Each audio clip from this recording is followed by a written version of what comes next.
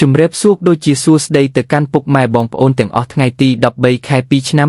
2026នេះ Channel របស់លោកគ្រូមានលេខតម្រុយស្អាតល្អយកមកចែកជូនបងប្អូនយើងលេងកំសាន្តទៀតហើយតែមុននឹងចូលទៅកាន់តម្រុយលោកគ្រូក៏សូមឲ្យពុកម៉ែបងប្អូនទាំងអស់គ្នាជួយចុចជាវនិងចុចមេដៃឲ្យលោកគ្រូម្នាក់មួយផងដើម្បីជាកម្លាំងចិត្តឲ្យលោកគ្រូធ្វើវីដេអូតម្រុយបែបនេះចែកជូនបងប្អូនតោះបងប្អូនយើងចូលទៅកាន់តម្រុយទាំងអស់គ្នា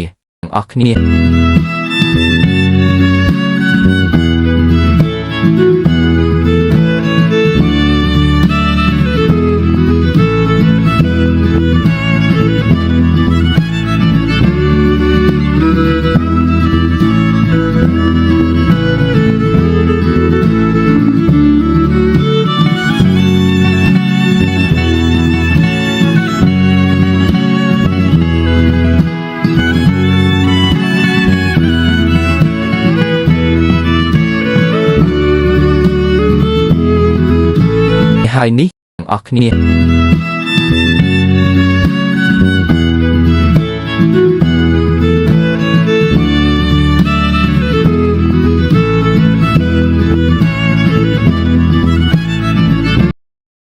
ហើយនេះគឺជាលេខតម្រុយដែលលោកគ្រូដាក់ឲ្យបងប្អូនយកទៅលេខកំសាន្តជាចុងក្រោយលោកគ្រូក៏សូមជូនពរពុកម៉ែបងប្អូនទាំងអស់គ្នាសំណាងល្អហេងគ្រប់ម៉ោងសូមអរគុណ